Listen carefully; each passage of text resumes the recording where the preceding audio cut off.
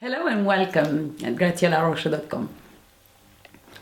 Today I would like to address with you the ABC of the basis of my work, the ABC of the human being. Let's pretend that today we don't know anything at all, and we have questions. We have more questions than we have answers.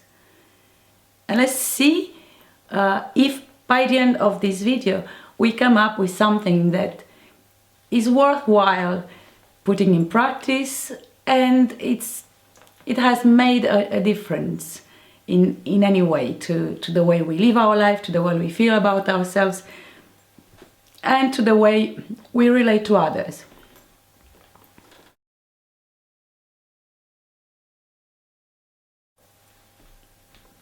Long time ago, there was a planet where there were some beings, amongst which the apes. A cataclysm has come and has wiped out the bigger ones. The hairy apes have survived, and some of them have grown up, have evolved to please a scientist later called Darwin, to show that they could have a speedier process of evolution than their brothers and sisters or cousins. They've lost their hair, they've built dwellings, they invented tools, and they were so clever that they arrived today to put the man on the moon and come with the internet and the computers and go all the way to gender manipulation.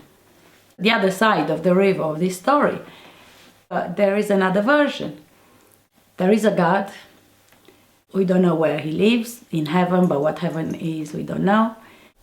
Out of I don't know what, boredom or curiosity, he wants to create a human. He creates first Adam, and then he creates from his side, he creates Eve. So those are his first two children. He sent them in the garden to go about their business, and tells them that they could eat from whatever tree they want, from whatever plant they want, but from the tree of knowledge. Eve, as a beautiful and curious woman, wanted to know more. A sneaky snake appears in the garden and plays on Eve's curiosity and tempts her to eat from the tree of knowledge. Eve, at her turn, tempts Adam to eat from the tree of knowledge, and the story ends, as you all know, that the good-fathered God got so pissed off with them, threw them out of the garden, of his house, to go out in a big wild world with a curse to keep them warm for centuries. Now, we are today the product either of these apes or of this poor Adam and Eve that were shooed from the nest by the good old loving God. Which one are we? Are we the ape? Are we the offspring of this generation? And if so, what should we do about ourselves? As you can see, we have so many ridiculous stories in our history, and although we have made some great advancement, we are nowhere near where we should be. We came in this world without the user's manual. Nobody told us what we are supposed to do. We start walking later than any animal, but we start holding ourselves up from 3 to 4 and 6 months, held between the cushions. Why? How come that baby animals walk as soon as they are born, or within an hour or two, and humans make almost a year to start getting off the ground? I have another version for you. Our story is not the one that they told us. Our true story, it's embedded in every single molecule of our body. The fact that today you suffer from stress, from anxiety, another fancy name for fear, and many other conditions, is nothing but the fact that we have been tampered with to not be able to remember who we are. We are not this body that we are inhabiting, but this body has been tampered with as well. Yes, there is a bit of truth from both sides, from science and from Eden garden. Only that those gods were not the God. Those gods were extraterrestrials. We are the source. We are sprinkles of source that manifest as multiples. What they call spirit or soul, it's what we are. And it's not that we are fragmented, we inhabit fragments of manifestation. And we live it, we're experiencing it simultaneously. It's not that we have a soul, we are the soul, we are the spirit, we are the source. And we try different things out. We try the human experience. By the same token, we try the extraterrestrial experience. They don't call it that, but it's from our perspective. We try the spirit experience. We try what we call the good one, and we try the bad one. We try them all at the same time. Because in the bigger picture, time doesn't really exist. In fact, in an even bigger picture, nothing else exists but self.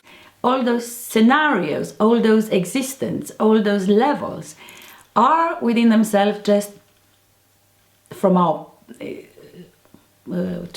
for us to grasp it, I will have to put it in the way we express, are mental constructs. As you go, for example, in your mind to imagine yourself succeeding in or experiencing how is it to be, I don't know, a pilot, or how would it feel to fly, or how would it feel to do whatever you'd like to do, and you want to imagine that walking on a beach with a warm sun. And when we do that in hypnosis, in relaxation, in guided meditation, any of that, it's the same for self. You realize that in moments of profound stillness, of profound peace, you realize that everything is within you, and that within you doesn't have any borders, doesn't have within me inside and me outside. It is just, words cannot really describe it. So I'm not gonna try to give more words than it needs. From these many experiences, because they do manifest, and for them to have the real taste, to get to their fullness, they have to seem and to be as real as they could. So it became our human experience. We want to see how it feels to go little and to grow up again, and see in what kind of form, in what kind of direction would you grow back into. Were you given XYZ opportunities or XYZ problems? How would you deal with them? How would you respond to challenges? How would you treat somebody that it's mean and horrible to you? How would you return this kind of behavior? This is one level. They're tryouts, they're tests. It is in the end a game. Sometimes I in my conversation itself, I say it's a pretty scenic game. Sometimes I call it the pretty sick game. Other times I call it a genius game. It's beautiful. It's beautiful beyond belief, and it could be excruciatingly painful for us in the moments when we don't realize that it's a game, and we take it seriously, and when we identify with it, like that is my life, this is my situation, I'll never be anything other than what I am today, my circumstances, etc. let's take a look at life as just through the eyes of self, through the eyes of source. And if you understand, I think that's the easiest way to look at it. I have a different approach. Instead of trying to go from the base up, we could do that as well, but going, how did we come, the evolution process, and what did we grow into, and our little parts, little chunks of bits of data that we analyze under the microscope, and we come up with one theory, one hypothesis after another, and then try to put them together. They don't work. This is what they call, and in some other fields they call it reverse engineering. What science is doing today is trying to, through its resources, which are very, very restricted and archaic resources, is trying to back engineer the huge science of self, which manifests in one form, but not only. Because to understand the human, you have to understand everything else in existence. Because the human is not separate and is not independent of any other being or life form or consciousness in this universe, multiverse, and level of existence. So to understand the human, you have to understand the whole creation and the whole existence. Otherwise, you will always have just a tiny little fraction. I will come with a follow-up on this video, and I'll be curious to hear insights. I'm addressing here not the naysayers or the skeptics. I'm addressing here those who, just like myself, have had moments of deep pain, emotional, psychological, physical pain. They are educated people, they are very intelligent people, and they are ashamed to talk about these things because they can't really put a name on them. They have insights, they had experience which they couldn't explain. They have ideas, perhaps you went to seminars and courses just like I did, trying to find somebody that says that word, that describes to you exactly what you've been through for you to understand.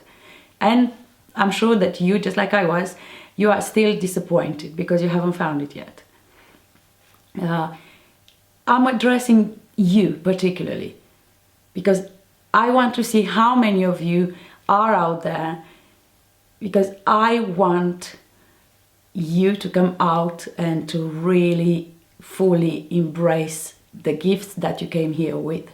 And I'm here to help you come to get in touch with them. So I'll have to go and collect my daughter from school. I'll have to stop this video here, and I will be back soon. Bye-bye.